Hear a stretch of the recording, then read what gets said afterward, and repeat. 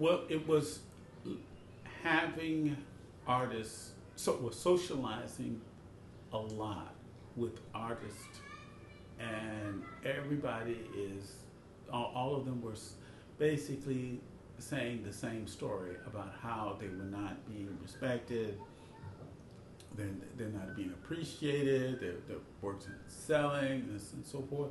And the work I'm seeing is very good. It's very good. And large numbers of artists, and they're constantly commenting when they come to my home about how great this was, and this and that. Yeah, I'm so glad that you're doing this, and come to my show. So I'm seeing that artists are doing some phenomenal things, and yet they feel as though they're not being recognized. I just saw that the voice and for the agency to correct that was really in the collector. We've always focused on just the creative component. We just say, oh, this artist, and then we start castigating them, saying that they're crazy, they're going to starve, and this and that, so forth. And we diminish them.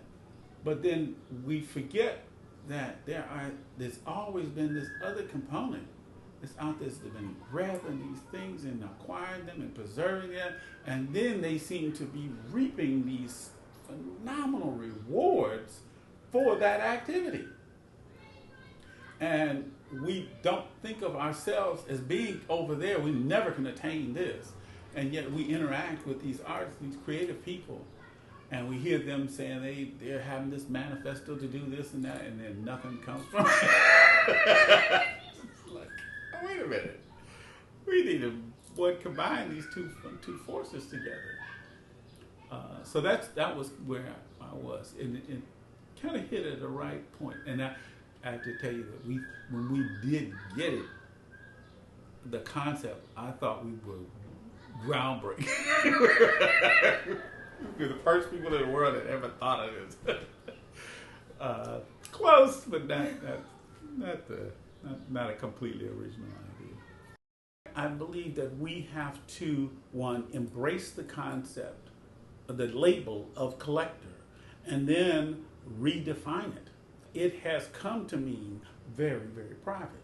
And I'm saying, oh no, it should be public.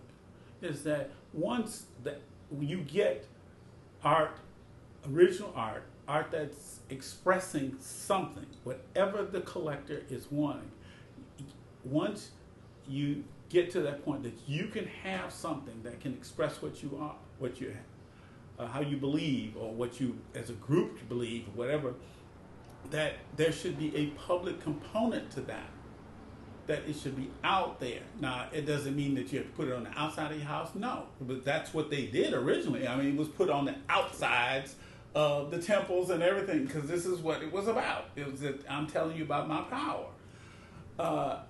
We need to be public with it. We need to, that's why I believe that we should have it in our homes, so that whenever anybody comes to your home, they see your expression of what you believe. It should be in the schools. So the community's concept of what is important should be seen by the children as they are growing up and being educated. It should be in your houses of faith. It should be there to express how what you believe are the things that are important. In your institutions, it should be there to say, this is what we think.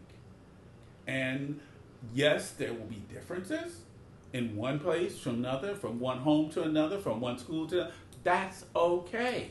But it should be out of the concept of private, that the most important pieces of art are in these private things that you'll never get to see until this person croaks and puts it in a museum. And then even in the museum, only 10% of it is seen. Is that we need to think of it in sort of a public way.